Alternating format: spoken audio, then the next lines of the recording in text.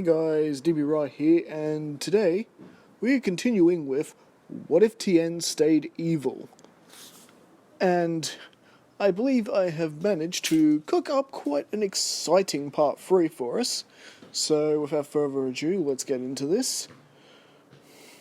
Alright, we are heading into the 5-year time skip from in between the King Piccolo and Piccolo Junior saga. After the defeat of King Piccolo, everything from in between that and the Piccolo Junior saga plays out per normal. Goku trains with Kami, the dragon gets restored, and everyone who was killed during King Piccolo's rampage was brought back. That includes Master Shen as well. Now, meanwhile, Tien and Chaotzu are continuing with their training and planning revenge on Goku for taking down their new master who promised them wonders. Riches beyond their riches, everything they could possibly want. And, well, for the most part, their training was going extremely well. In fact, Tien was pushing himself harder than ever.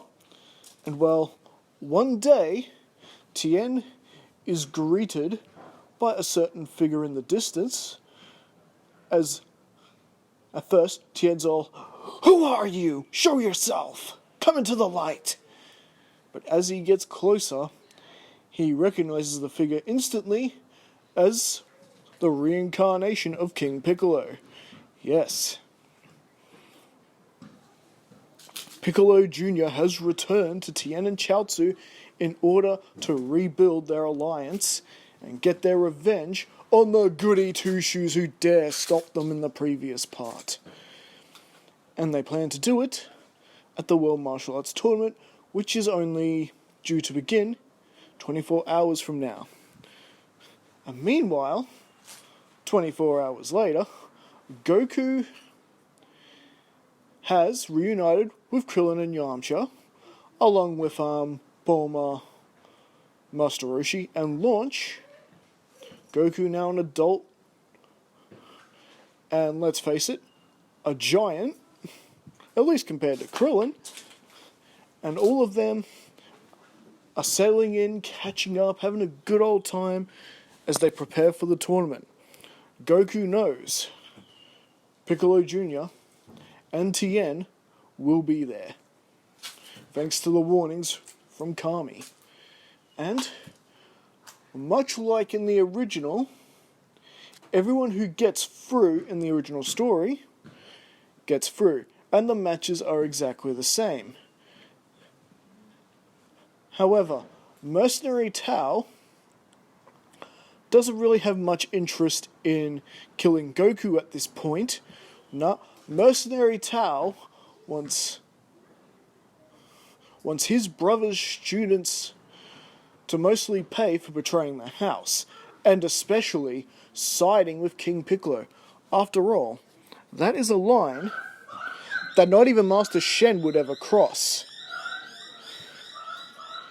He knows the dangers of that King Piccolo represented, and yeah, he knew he was one bad dude that needed to be stopped no matter what, and by Chaotzu and Tien siding with him, they didn't just betray the house, they betrayed humanity. So, in a way, this kind of means that Master Shen is on the side of the good guys here, and so is Tao. And, well, when we get to the matches in the tournament and Tien goes up against Mercenary Tao, one of his former mentors, it's a brutal battle, and Tien is not holding anything back here. There's no trying to find a peaceful resolution here. After all, Tien is still a bad guy here. To think I ever looked up to such a weakling like you. Get out of here! blasts Mercenary Tao out of the ring to the point where he needs a stretcher. Master Shen is looking at Tien absolutely vile-like and is ready to attack his former student when Piccolo Junior rears his ugly face, and this silences Master Shen instantly, who is petrified with fear. Yes, he recognizes the stare of King Piccolo. I suggest you do what your former student suggests. Get out of here before I destroy you myself. And even Tao gets a quick look at Junior and is also instantly terrified. After all, you would imagine that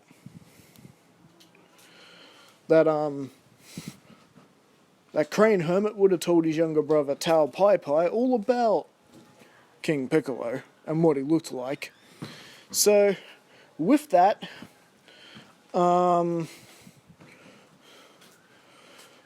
with Master Shen blurting out the name King Piccolo, this puts the crowd in an instant panic, and they're already leaving the tournament grounds, so pretty much the rest of the tournament is pretty much cancelled.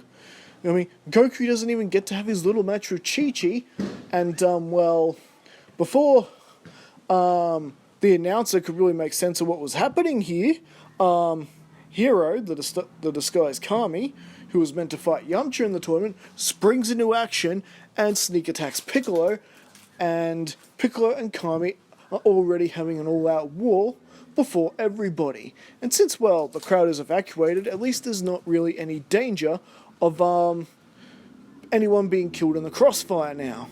So, Kami can give it everything he's got,